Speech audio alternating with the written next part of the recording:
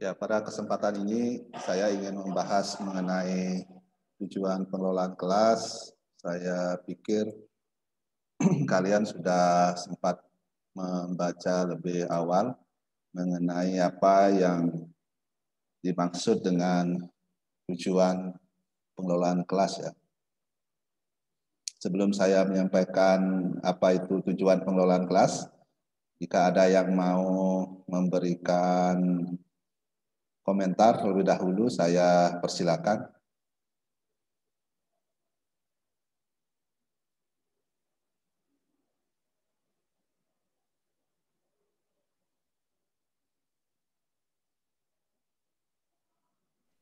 Baik, Om Swastiastu, Bapak. Oke, silakan Dharma Permana. Baik, mohon izin Niki, mungkin mohon maaf suara mungkin agak terpatah-patah karena sinyal. Baik, mungkin di sini saya ingin memberikan pembahasan mengenai tujuan pengelolaan kelas. Jadi seperti materi yang sudah dikirimkan Bapak lewat video dari definisi ataupun pengertian pengelolaan kelas, dari sana saya dapat mengambil suatu bentuk sederhana dari tujuan pengelolaan kelas itu sendiri, yaitu tujuan pengelolaan kelas adalah untuk menciptakan suatu kondisi di mana pembelajaran berlangsung dengan kondusif, efektif, dan efisien sesuai dengan rencana pembelajaran yang sudah ditentukan oleh pendidik itu sendiri. Dengan pembelajaran yang sudah berlangsung dengan efektif dan juga sudah berlangsung dengan harmonis, tentu tujuan pendidikan akan dicapai dengan mudah. Seperti itu.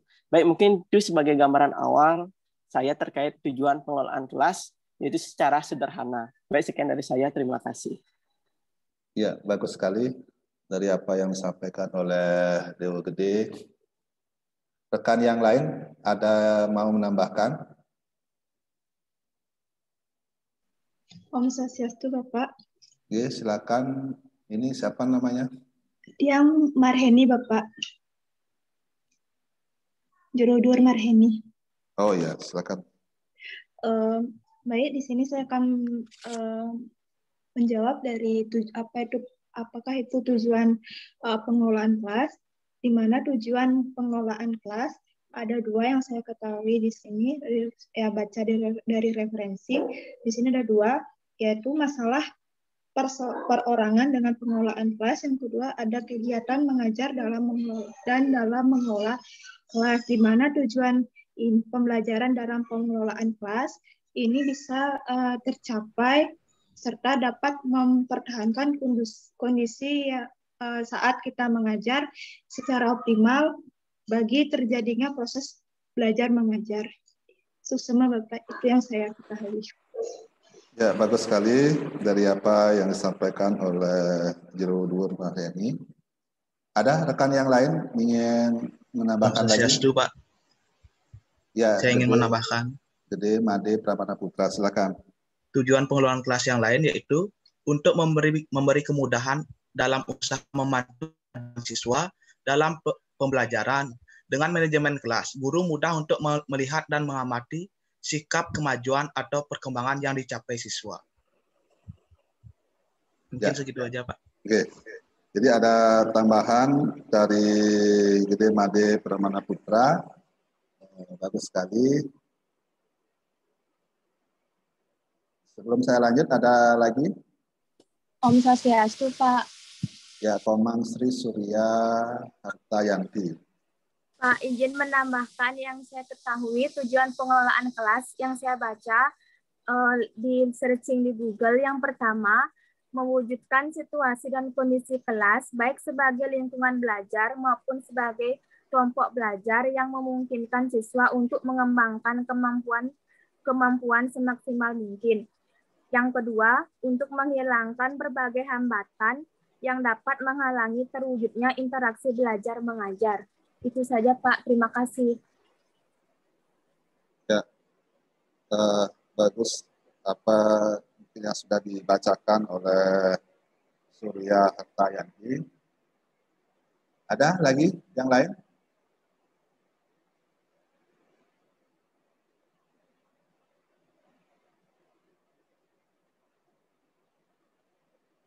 Jadi kalau tidak, saya akan memberikan sedikit ulasan mengenai tujuan tujuan pengelolaan kelas ini dan apa yang tadi sudah disampaikan baik oleh IDW Gede Dharma Permana, Komang Sri Surya Hartayanti, IGD Made Pramana Putra, dan Guru Luhur Marheni sesungguhnya sudah mencakup dari apa yang menjadi dasar dari konsepsi tujuan pengelolaan kelas itu sendiri. Nah, tujuan pengelolaan kelas tidak ada yang lain selain memang menciptakan lingkungan belajar yang kondusif, jadi bagi peserta didik untuk mencapai tujuan pengajaran secara efektif dan efisien.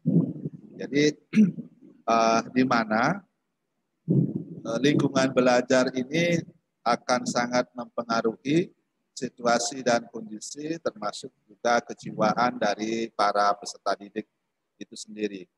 Jadi seandainya kita bisa memastikan bahwa lingkungan belajar yang ada itu kondusif, maka tentu akan berpengaruh terhadap proses yang dijalani atau sedang dijalani oleh para peserta didik itu sendiri. Tidak mungkin kemudian kelas itu akan efektif dan produktif, apalagi efisien, seandainya kondisinya tidak kondusif. Nah, ketidakkondusifan ini memang bermacam-macam ya.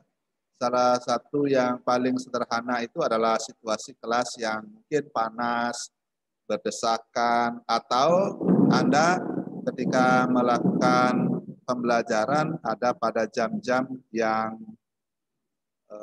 rawan ya. Rawan di sini ya bisa siang gitu ya, dengan situasi perut yang lapar, jadi tentu konsentrasi peserta didik itu sedikit berkurang atau bahkan tidak sama sekali.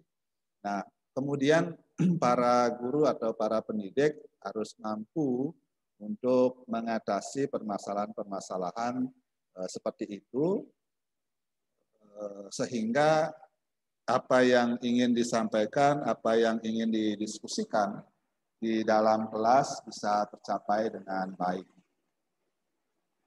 Tujuan pengelolaan kelas yang lain adalah agar setiap anak di kelas dapat bekerja dengan tertib, sehingga tercapai tujuan pengajaran secara efektif dan efisien.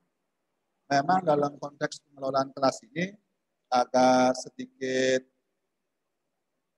berbeda di setiap jenjang pendidikannya. Mulai dari prasekolah ini PAUD atau TK, kemudian ada sekolah dasar, sekolah menengah, baik itu sekolah menengah pertama maupun sekolah menengah atas, kemudian perguruan tinggi. Jadi tentu masing-masing strata dari ini memiliki karakteristik yang berbeda-beda ya. Memiliki tingkat kesulitan yang berbeda juga. Jadi kalau saya secara pribadi yang paling sulit itu mungkin pada jenjang prasekolah. Karena kita tidak bisa mengontrol secara ketat, secara tegas dari para peserta didik kita. Jadi butuh peluasan, butuh pengelolaan yang lebih adaptif, sehingga anak-anak kita itu tidak sampai kemudian mengalami stres, mengalami tekanan ketika ada dalam proses pembelajaran. Begitu juga dengan sekolah dasar, kelas-kelas bawah, seperti kelas 1, kelas 2, dan kelas 3 juga membutuhkan pengelolaan kelas yang lebih adaptif dan sesuai dengan tingkat perkembangan para peserta didik. Jadi pengelolaan kelas itu bersinggungan dengan psikologi belajar ya, psikologi. Jadi bagaimana kita nanti sebagai seorang pendidik mampu untuk melihat tatanan, kemudian perkembangan dari para peserta didik kita. Sehingga kita memandang bahwa peserta didik ini adalah individu-individu yang unik, ya, unik, sehingga membutuhkan treatment yang berbeda-beda. Walaupun kemudian kita sudah berusaha untuk melakukan penyamaan persepsi, melakukan kontrak belajar, sehingga harapannya adalah secara umum para peserta didik kita bisa terkendali. Tetapi kembali ya seperti yang saya sampaikan tadi, pada kelas-kelas bawah memang membutuhkan treatment yang lebih khusus, terutama pada hal yang bersifat personal. Bahkan seorang guru harus mampu untuk mengenal lebih jauh, lebih dekat dari para peserta didiknya. Pengajaran yang efektif dan efisien jadi tentu akan berpengaruh pada pencapaian atau pemerolehan dari pengetahuan dan keterampilan para siswanya. Jadi tidak mungkin kemudian apa yang ingin kita sampaikan sebagai seorang pendidik itu bisa sampai pada para peserta didik jika kondisinya tidak efektif, tidak efisien. Efektif di sini bisa dalam konteks waktu, jadi mempergunakan waktu dengan baik, masing-masing langkah-langkah pembelajaran yang kita sudah planning, sudah tuliskan di RPP, itu berjalan baik dan teratur. Sumpamanya dari apersepsi kita mengalokasikan waktu 15 menit, jadi ya 15 menit itu terpakai. Kemudian langkah kegiatan inti mungkin 45 menit atau 40 menit itu juga berjalan dengan baik, dan terakhir kegiatan penutup apakah itu evaluasi lisan atau tulisan juga berlangsung. Nah, kadang-kadang memang seorang guru karena keasikan mungkin bisa jadi kegiatan pendahuluannya lebih banyak dibanding dengan kegiatan intinya. Nah, tentu ini tidak baik, tidak efektif. Kemudian efisien, dari waktu yang tersedia juga disampaikan materi-materi sesuai dengan RPP atau silabus yang telah disusun ya. Jadi tidak kemudian melebar bahkan di luar dari silabus atau RPP yang telah disusun. Intinya adalah secara waktu dipergunakan dengan baik, dari segi materi juga disampaikan sesuai dengan tujuan pembelajaran yang ingin dicapai pada pertemuan tersebut.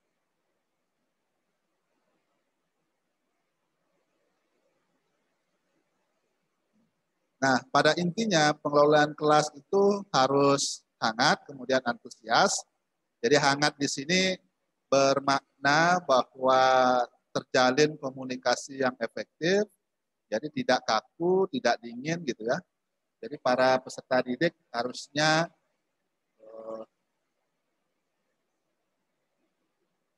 aktif, kemudian tidak sampai meniadakan prinsip-prinsip komunikasi pada pendidiknya.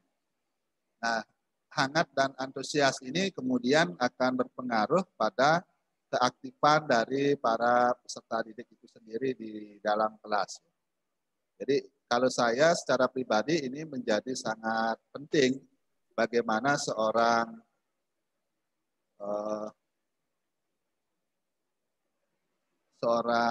peserta didik itu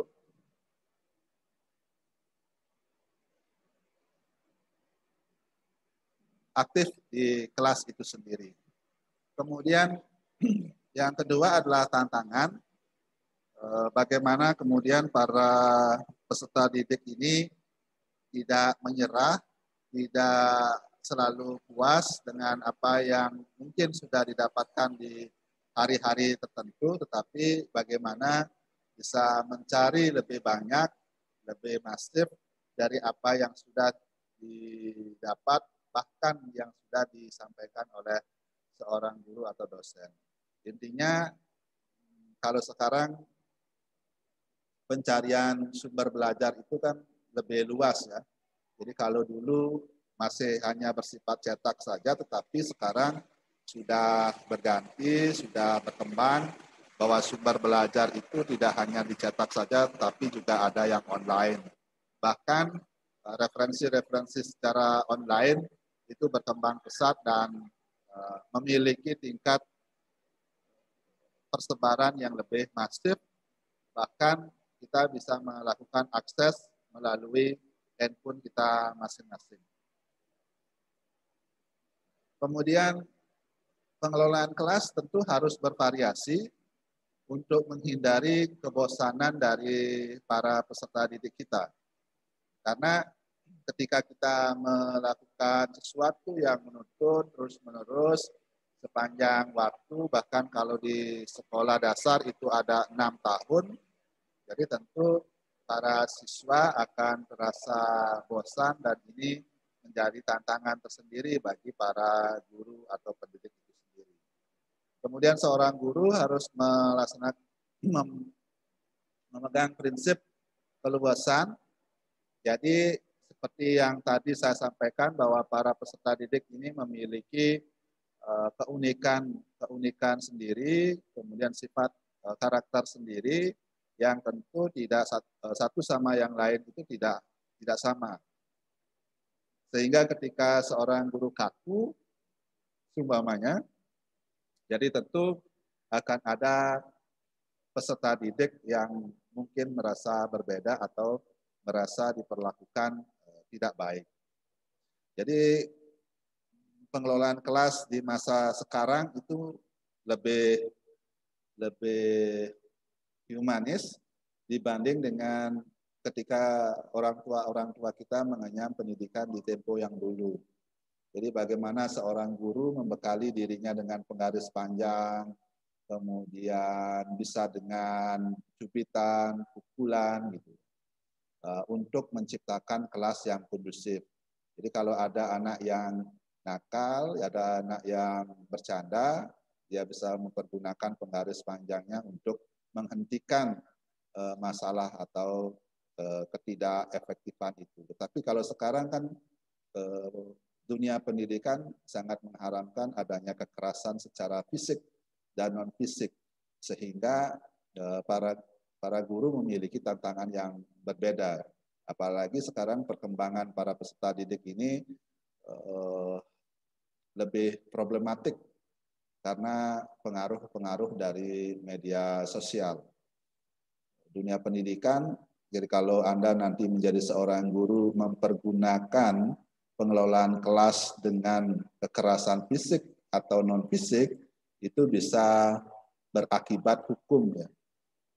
Bahkan dianggap melanggar HAM.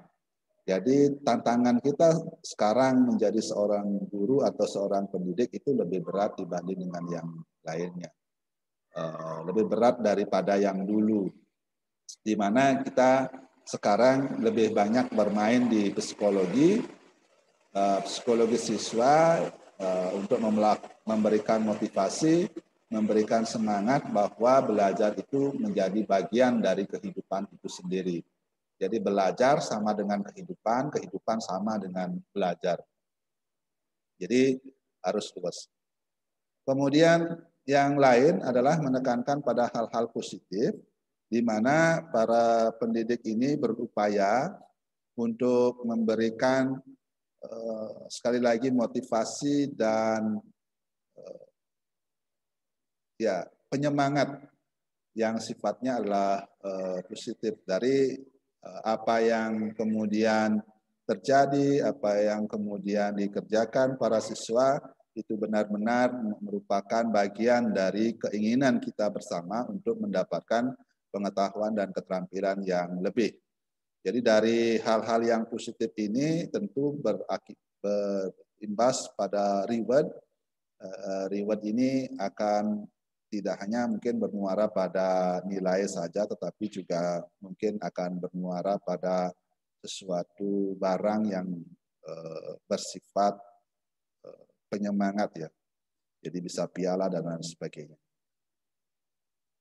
Kemudian hal yang terpenting adalah menanamkan disiplin diri, di mana seperti yang minggu yang lalu saya sampaikan, bahwa tidak akan ada perubahan apapun yang terjadi ketika diri kita tidak mau berubah, tidak mau belajar dan tidak mau melakukan disiplin diri. Karena belajar secara mandiri itu sesungguhnya lebih berefek besar dibanding dengan tekanan atau tugas-tugas yang diberikan oleh guru atau pendidik. Jadi tugas guru, tugas pendidik itu sifatnya adalah stimulan, stimulus ya. Tetapi yang kemudian paling menentukan adalah diri kita sendiri. Nah, ketika kita sudah mengetahui itu, maka kita sebagai seorang pendidik, jadi paling tidak mampu untuk menanamkan disiplin diri bagi para peserta didik kita. Walaupun dalam konteks pembelajaran daring seperti sekarang yang kita lakukan atau yang anak-anak didik siswa SD atau sekolah menengah lakukan, mungkin penanaman disiplin diri ini menjadi lebih berat karena tidak hanya kita sebagai seorang pendidik saja yang memiliki peran besar di sana, tapi lebih dari itu adalah peran dari orang tua untuk melakukan pengawasan bagi anak-anaknya. Jadi kalau kita bandingkan prinsip pengelolaan kelas secara luring maupun dan daring, jadi tentu akan lebih berat ketika kita berbicara mengenai pengelolaan kelas secara daring. Jadi itu yang menjadi topik kita pada pertemuan kali ini. Memang akan sedikit terganggu dengan situasi hujan deras yang sedang berlangsung. Tetapi paling tidak kita bisa mengetahui bahwa pengelolaan kelas ini sebenarnya sesuatu yang sangat complicated ya. Jadi tidak hanya kemudian kita memperhatikan aturan saja. Jadi aturan mungkin sifatnya adalah saklek. Jadi ketika anggaplah para siswa hadir di kelas itu jam 7.30, ya harus 7.30. Tapi mungkin ada sesuatu hal yang menyebabkan kemudian para peserta didik kita bisa terlambat 5 menit, 10 menit. Dan disitulah keluasan dari para pendidik untuk mampu melihat sisi-sisi yang lain yang terjadi di peserta didik kita.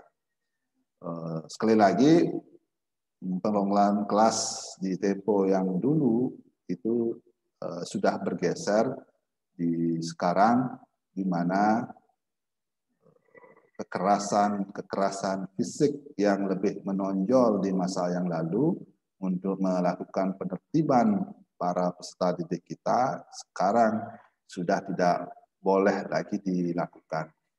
Apalagi kemudian sesuatu yang mencederai, memukul dengan penggaris, kemudian mencubit, bahkan hal yang bersifat verbal atau non fisik seperti ujaran-ujaran, kemudian perkataan yang kasar, menghardik, memarahi, itu juga harus ditinggalkan pada prinsip pengelolaan kelas di masa yang kini. Karena psikologi belajar kita sudah berbeda. Jadi kalau dulu mungkin secara mental para peserta didik itu kuat dengan motivasi belajar yang tinggi. Jadi orang tua kita yang melanjutkan pendidikannya itu tentu memiliki mental yang lebih kuat dibanding dengan kita. Di semua sisi, di semua bidang. Jadi anggaplah kalau saya contohkan ketika melakukan penyusunan skripsi umpamanya. Jadi penyusunan skripsi di tempo yang dulu kan pengetikannya tidak menggunakan komputer, tetapi menggunakan mesin ketik. Bisa dibayangkan skripsinya itu jumlah halamannya anggaplah 100, kemudian dicoret 5 halaman saja di tengah-tengah, itu kan harus mengetik ulang lagi 50 halaman berikutnya. Tetapi secara kualitas tentu kita harus mengakui bahwa proses yang dulu itu lebih baik akhirnya. Karena apa? Karena dikerjakan secara manual dan kata per kata, kalimat per kalimat itu benar-benar dipahami dengan sangat baik. Mungkin berbeda dengan saat ini di mana komputer sangat membantu dalam pengetikan, kita bisa melakukan copy paste, kemudian melakukan penggandaan file, maka cenderung mungkin kemudahannya adalah ketika dosen pembimbing itu meng-cut atau memotong beberapa halaman di tengah, itu tidak menjadi persoalan bagi kita. Cuma masalahnya adalah bahwa praktek-praktek plagiarisme, copy paste dari internet itu kemudian tidak bisa kita hindari, dan inilah kelemahannya. Jadi karena sudah bisa meng-copy paste, maka para mahasiswa tidak membaca secara detail sehingga tidak mengetahui apa yang sedang ditulisnya. Jadi secara kualitas harusnya itu lebih baik, tetapi karena kemudahan yang ada itu menjadi kelemahan dari proses itu sendiri. Tetapi paling tidak dari berkembangnya infrastruktur, dari berkembangnya teknologi-teknologi sekarang atau saat ini, sesungguhnya itu membantu bagi kita, apakah itu pendidik maupun peserta didiknya. Harusnya membantu ya. Jadi di mana sumber belajar sekarang sudah sangat masif, sudah sangat banyak sekali, jadi tentu tidak lagi harus membutuhkan sumber belajar yang bersifat cetak dan harus berat-berat dibawa kemanapun juga. Jadi secara sumber belajar itu lebih masif, lebih baik, tetapi yang kemudian menjadi pembeda adalah semangat dan motivasi belajar. Dan inilah yang kemudian harus dilakukan, harus ditumbuh kembangkan oleh pendidik kepada para peserta didiknya. Karena kalau tidak, maka kemalasan-kemalasan ini akan menjadi sumber dari ketidakefektifannya kegiatan belajar yang sedang dilakukan. Jadi jangan sampai kemudian proses yang sedang dilakoni ini, sedang dijalani oleh para peserta didik kita hanya dianggap sebagai sebuah formalitas saja. Bahwa fakta sudah membuktikan di mana pembelajaran agama itu sudah masif sekali diberikan.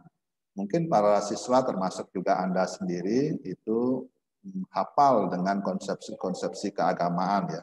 Mulai dari Rikaya Parisuda sampai Sabto Timire, Sadartai dan lain sebagainya. Tapi apakah itu kemudian berpengaruh terhadap perilaku kita? Jadi tentu ini yang harus menjadi koreksi kita bersama.